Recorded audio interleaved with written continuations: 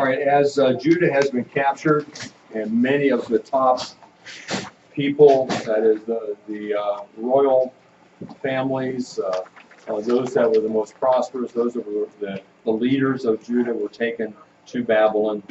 We talked a little bit about what happened as a result of that. So now they're in Babylon. They're in captivity. And what are they going to do? You know, their city is destroyed. The temple is destroyed.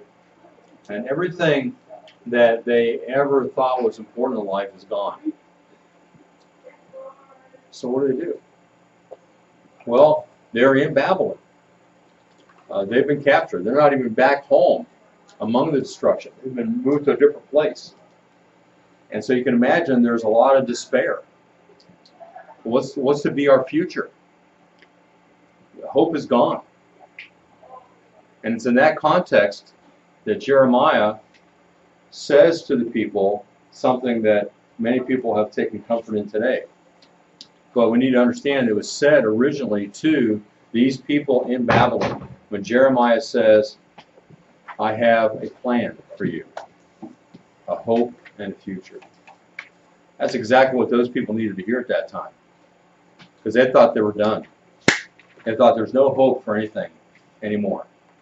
But God said, I've got a plan. And he promised that he would restore them to the land in 70 years. But in the meantime, Jeremiah told them, you are to plant vineyards, you are to have weddings, you are to live as you would normally anywhere and be prosperous. Don't just sit around moping and whining and complaining. Get busy and live your lives like you normally would. Oh, and pray for Babylon. What? Pray for Babylon? Why would I do that? They just destroyed my city and my temple. Jeremiah points out, if Babylon's prosperous, you'll be prosperous. So that was the attitude they were to have. Now, they pick up the pieces, and there's certain things that happen then as Judah is in Babylon, and what develops is what we call Judaism. It's named after Judah. And so the religious system has to change. No longer are they going to be in a position where they can take sacrifices to the temple. It's no longer there. And much, of course, of what they practiced in their Hebrew religion, what they received from Moses, centered around the temple, didn't it? It's not there. It's gone.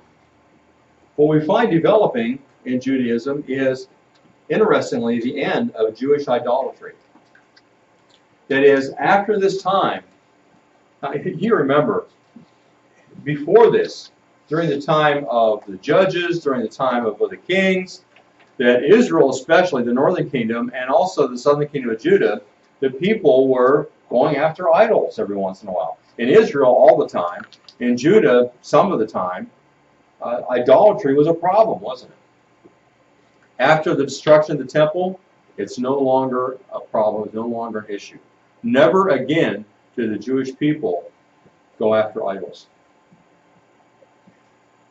Now, you might say there's kind of an exception to that, because by the time we get to Jesus, yeah, they're not worshiping physical idols, but they've made new ones, because that's what people do. You think about the Pharisees, they were worshiping themselves, and the Sadducees were worshiping money. But there was never a time again where they actually had physical idols that people were bowing to. The second thing that happens is that attention is given to the law. There's no temple anymore, so they said, what we need to do is concentrate on the law of God, understand what God's law says, and obey it. And in order for that to happen, of course, they have the first 5 books of the Bible, the first 5 books called the Torah, the books of Moses. But there have been other books written since then. And so there's this formation of what we might call the Old Testament canon. There are different prophets that have written. You've got Jeremiah and Isaiah, Ezekiel, Daniel. You've got these prophets that are writing or have written, and those, as those things come into existence, they are slowly put into the the books that are accepted as canonical. That is, books that we should use in our understanding of God and what we should do. Thirdly, in order to accomplish the teaching of the law, they developed what are called synagogues. Synagogues are simply places where Jewish people met together primarily to hear the law, to hear God's word taught, to learn from God's word. That was the means that they established to make sure that the people who were living in exile continued to understand God's word and communicate it to their children. They didn't want their children to lose God's law. And so they established synagogues. The rule was anywhere where there's 10 Jewish men, you can have a synagogue. And so that occurred throughout Babylon, where the Jewish people lived. And then when they returned from Babylon back to the land later, they brought this idea of synagogues with them, because at first there was a little bit of a temple, but it was such a good idea as a way to communicate God's law that they kept doing it. So when we get to the time of Jesus, we find that there's synagogues all over. You know, Jesus goes into his synagogue in Nazareth to proclaim himself as Messiah. We find later on that when the Apostle Paul is going around to different cities, every time he goes to a new city, he first goes to a synagogue, because that's where the Jewish people are. And so this comes from their time in Babylon. Any questions about what has developed in Judaism? So after this time, the Hebrew religion is now called Judaism, not before this. Now, there's a couple of things that also developed in relationship to practices. Now, you remember that many of the practices that they were used to doing centered around the temple, and they can't do those anymore. So they added some things that kind of replaced that, but you can kind of get the somber note of it all. And you won't have to know what these are. There may be a place to write them down, but I won't make you learn them. Just get the basic idea. So at first there was the fast of the 10th of Tebeth, which is in January, because that's when Jerusalem was besieged by Babylon.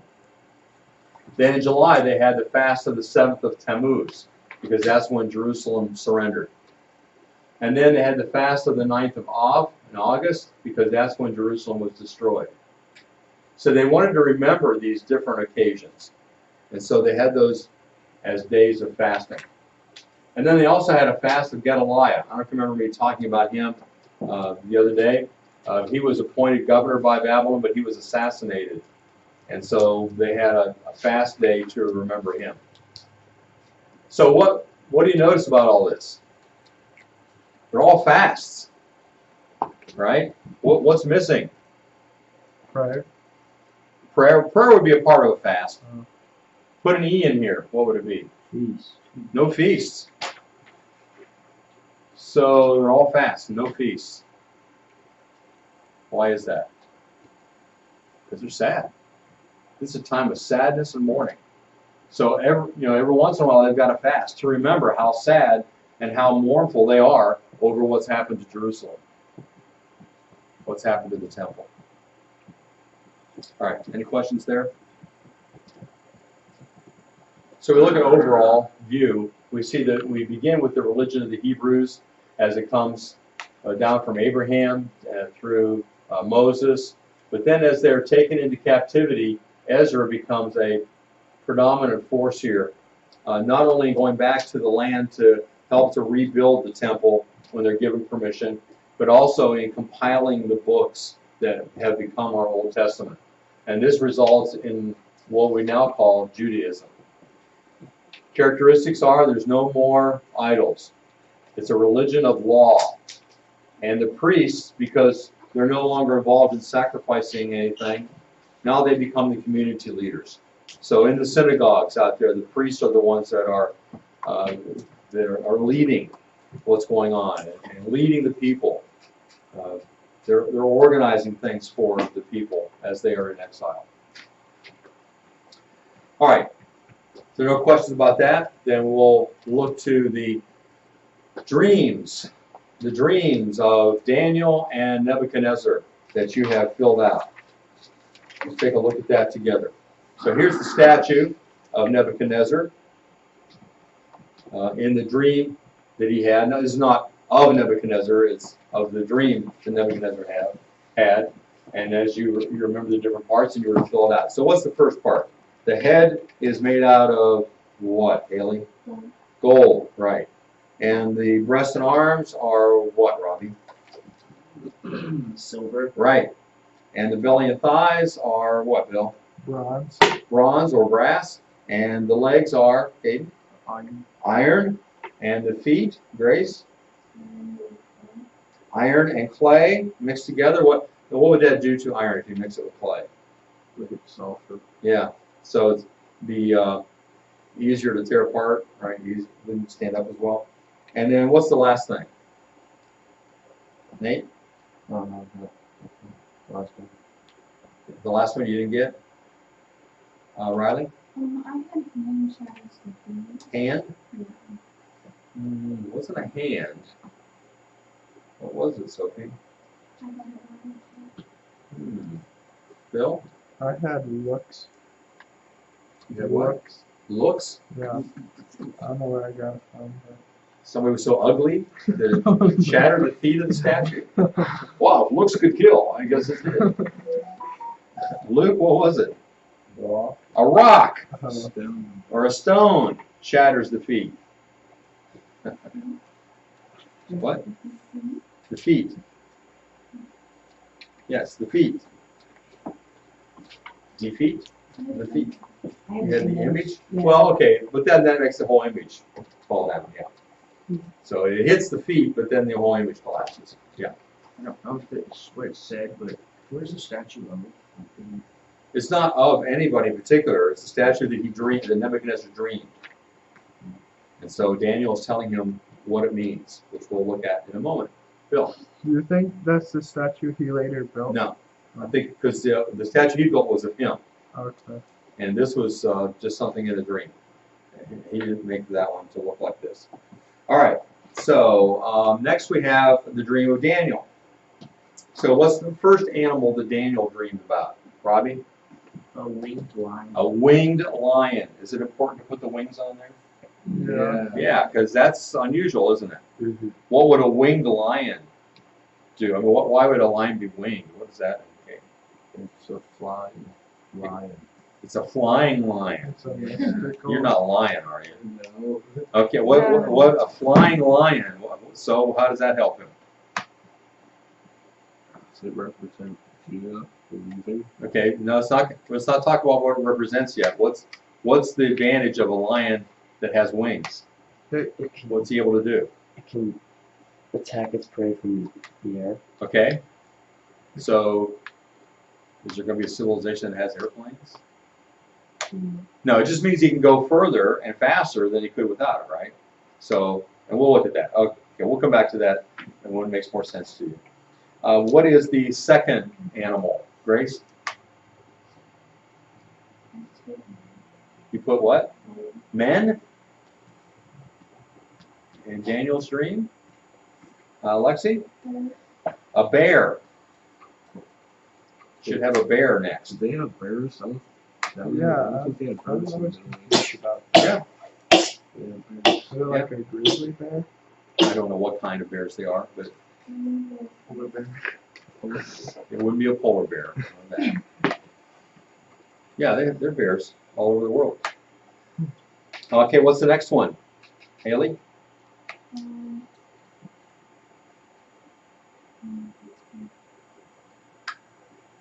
After the bear. No? You got man? Where you guys get man? Sophie, what is it? A winged leopard. Again, a leopard with wings. That's scary. And then what's the next animal? Riley? A beast. It's kind of hard to describe it because it doesn't sound like anything we know, does it? Oh, So I just call this a monster. yay. A monstrous beast or a brutal and vicious beast. All right. Now let's look at interpretation that we should have. First of all, it's already given to you here. We have the head of gold. It represents what? Babylon. In fact, can you imagine how it made Nebuchadnezzar feel when Daniel says to him, "O king, the head of gold represents you." Yay. That would be pretty good. The head of gold. All right, then we have the arms folded across the breast is what? Medo-Persia. 2 arms, 2 parts. Medes and the Persians. So we're together. And then the middle is Greece. And then the legs are Rome. And eventually Rome would divide into 2 parts like the 2 legs. And then the bottom we have feet. Some call it the 10 kingdoms, but it seems to be an extension of Rome down here. So we don't count that as a separate thing. It's all part of Rome. Did they make it Rome because the legs are long and Rome had the longest empire? Well, that could be a part of it too. Yeah, that's a good observation. The feet aren't anything else, just one. No, it seems to be an extension of Rome. Now, there are different interpretations as to what they mean, but no matter how you interpret it, it has to be a part of Rome. It's not a new kingdom. All right, and we see that when we look at the beasts. The winged lion also stands for Babylon. The wings indicate the fact that this lion is able to go far and go fast. And we saw Babylon conquered more territory than any before it. What if they last? But it didn't last. Yeah. I'm sure if that has anything to do with being a winged lion or not, but it's true. Okay, Medo-Persia. It's not only a bear, but it's lopsided. Did you notice that? What's that?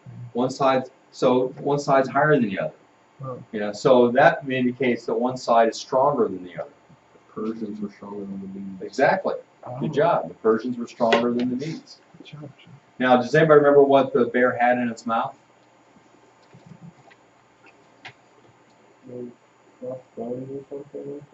Sort of, but I'm not sure the exact words, but I think it indicates there's 3 ribs that probably he's crushing. The 3 ribs are thought to stand for 3 civilizations or 3 empires that they conquered, which would include Babylon, Egypt, and Libya. And Persia conquered all 3 of those. All right, so then we get to Greece, and it's a winged leopard. A leopard's faster than a lion, but now it's got wings, and so it's even faster than a winged lion.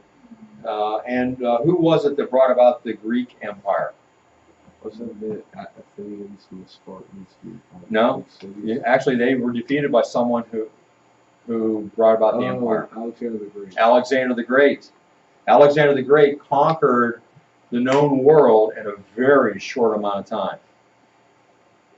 And he was very young. So they moved quickly. And we'll get to them. Why 4 heads? Anybody know? Alexander conquered the world. He was young, and then he suddenly died. And he didn't have an heir that was old enough to take over. It's split into 4 parts. So they divided into 4 parts for 4 generals. Isn't that interesting? So the 4-headed leopard stands for the 4 generals that this empire would be divided into. Now remember, we're back in Babylon when all this is predicted. So God had all these things laid out there. And then Rome is just this terrifying, monstrous beast. And it has 10 horns. It has a little horn. The little horn seems to be indicated later in Daniel to be a man called Antiochus Epiphanes, who committed the abomination of desolation. We'll talk about that when we get to it. How many horns did it say it had? I think it says it has 10 horns, and then there's a little horn that comes out. I thought it was talking about like the thing they said in Revelation about like there's going to be 8 kingdoms, and then the beast will come, and the beast Yeah, will come back. and that there are different ways of understanding that. Some see it as 10 kingdoms that Rome had control over. Some see it as 10 kings. You know, there are different ways of understanding this. And so we're not going to get into all that specific interpretation.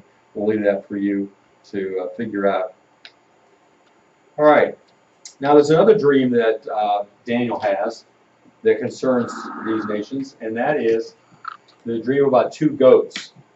One has two horns, which stands for Medo-Persia, and the other has just one horn. And the goat with one horn kills the one with two. And that's a prediction that Greece will conquer Persia. Now, these predictions are used to an advantage we're going to see later on as Alexander the Great comes into the area of Jerusalem. And the high priest comes out and tells Alexander about these prophecies. We'll see what effect that has when we get to it. Okay, here's a summary of these different dreams. So we have the statue, and each section stands for a coming empire. Also correlates then with the different animals that also represent these different empires. And then you have two of them indicated here with Persia, the two-horned ram, being defeated by the one-horned goat. So God gives Daniel, through Daniel's dreams and through Nebuchadnezzar, a prediction about the future. This question's like unrelated, but why did the conquering of the world stop? What makes you think it stopped? Because it doesn't seem like there's much going on now. Well, there have been attempts. That's what Hitler was trying to do Yeah. in the 30s and 40s. It's what Stalin also was trying to do in the 30s, 40s, and 50s. That's what Communist China has been trying to do, take over the world one way or another. So one of the problems is the world's much bigger in a way than it was back then. For them, the world was a relatively confined area. Now we know, of course, it's global. So it's a little more difficult to think you're going to conquer it. If anybody could have conquered it in the last few centuries, it would have been the United States. At the end of World War II, we had the atomic bomb. We had troops already stationed all over the world. All we had to do was put them into action and say, okay, we're taking over. But we didn't. Because we're nice. Because of our biblical background. Yeah. All right, let's quickly go to the beginning of the end of the Neo-Babylonian Empire. We saw that the empire starts with Nabopolassar, and remember this is Neo-Babylonian or Chaldean.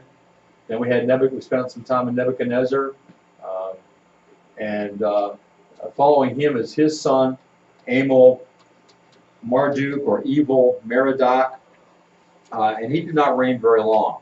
He took over at Nebuchadnezzar's death in 562, but you can see it's only 8 years that he reigns. He's mentioned here in these verses. He's followed by Neriglissar, who is mentioned in Jeremiah, and then Labashi Marduk. And I really anything to say about these guys. Nothing really much happens there. But then a man by the name of Nabonidus comes in, and this is kind of strange because he's not even a Chaldean. He's an Assyrian.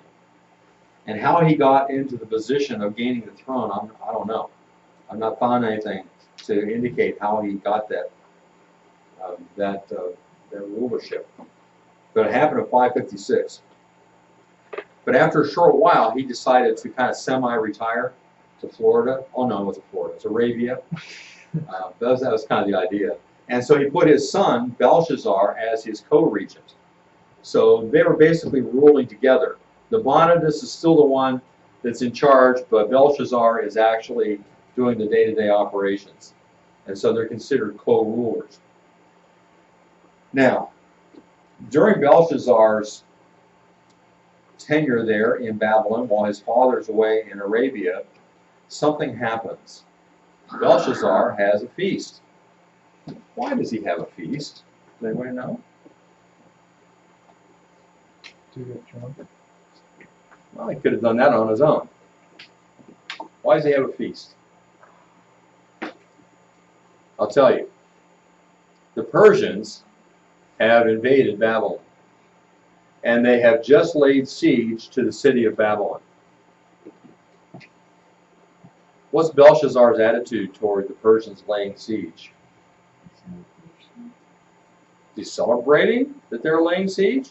Yeah, a lot of the Persians are here to destroy me? He doesn't know yet. He knows. What's he showing them? He doesn't care. Yeah, he doesn't care. He's not scared. Why? He's got those huge double walls all around the city. He's got water coming through the city. He's not scared of what the Persians are going to do outside the city. And just to show them, to kind of thumb his nose at them, he throws a big feast so they can hear it over the walls. They can tell that he's got a big party going on in there. So he's kind of going, na na na na na na, you can't get me. But during the feast, he calls for some special utensils, plates and cups that had been taken from the temple in Jerusalem, and brought those in to use for the feast. Now, is there any reason why he shouldn't have used those? That they were gone stuff. Yeah, they were set aside for God. The word is sanctified. Set aside for use for God, not for just common use, not for anybody to use. So that's what he did. And while he is feasting, suddenly a hand appears and starts writing on the wall. Now tell me, if you're at a party and all of a sudden a hand appears and starts writing on the wall, how are you going to react? I'm hallucinating. I drank too much water. Yeah, you think you're hallucinating. Hallucination. Well, that would freak you out, wouldn't it? And then in addition to that, what he wrote, nobody understood. So I'm wondering, what's this say? Would that be important to you to know what it says? If suddenly a hand appears and writes something on the wall, you'd want to know, right? Well, the wife of Nebuchadnezzar is still around, and she goes to Belshazzar and says, I think I know somebody that can help. Old Daniel is living nearby. He used to be the chief of the Magi, and if anybody can understand this, he probably can. So they bring Daniel in. Daniel looks at it, and he's able to read it, probably because it was in Hebrew. That may be why nobody else could. And he reads it, and it says, many, many tekel uparshin. Yeah, you're just as stunned as he was. Oh, you don't know what that means? Yeah, neither did Belshazzar. Daniel had to interpret it. He's saying this, you have been weighed in the balance or in the scales. You know what scales are, right? Yeah. And that's how, years ago, people used to buy things and weigh them in the scales to see how much they were getting. You didn't go and get a package of flour or sugar or whatever. You would go and the grocer would put a weight of how much you want, 2-pound weight on this side, and then pour flour or sugar or salt into the other side until it balanced. Then you've got that amount of product. Well, what's God saying to Belshazzar? He says, you've been weighed, but you've been found wanting. You've been found light. Now, what's he saying to Belshazzar? He's going to get defeated. Well, what's he saying about him first? What's he saying about Belshazzar? Are you familiar with the expression, you don't measure up? You ever heard that? He's not good enough. Yeah, you're no good. You don't measure up.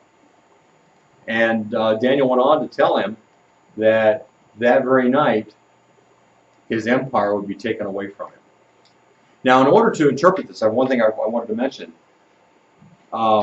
Belshazzar offers Daniel a third of the kingdom. And for centuries and centuries, people have wondered, why does he offer him a third? And then many scholars over the years said Belshazzar never existed, we can't find him in the records, so the Bible's wrong. Well, then they finally figured it out. Nabonidus was the ruler listed, but Belshazzar was his son who was co-ruler. So when Belshazzar wants to offer Daniel as much as he can give him, the most he can give him is a third of the kingdom. Why? Because it's already been divided between two people. He's offering Daniel to be the third ruler of the kingdom. Of course, Daniel turns that down. And that very night, Belshazzar was defeated. His kingdom was taken away from him, and the Persians took over. And when we get to Persia, I'll tell you how it happened. But what did the Bibles do? I'll tell you when we get to Persia, because Persia is going to be the ones that are going to take care of this. I'll tell you then. Yeah. I thought that Babylon and Medo-Persia was at peace, whatever. Well, well, with Nebuchadnezzar, he was at peace with the Medes. But remember, this is like 3 or 4 rulers later, and Medo-Persians have gotten together and decided we can rule the world, and so they've attacked Babylon. All right. Any other questions? Okay, let's look back at Mesopotamia. We started in Mesopotamia at the very beginning of our civilizations in Sumer. We had the Sumerian kingdom. Remember the dynasty of Ur, where it all starts. Sargon is the first emperor, becomes king, and he conquers areas. And then his dynasty falls eventually. We have the third dynasty of Ur. Then we move down to the old Babylonians. And who were the old Babylonians? What tribe were they? Oh, and that English. Amorites.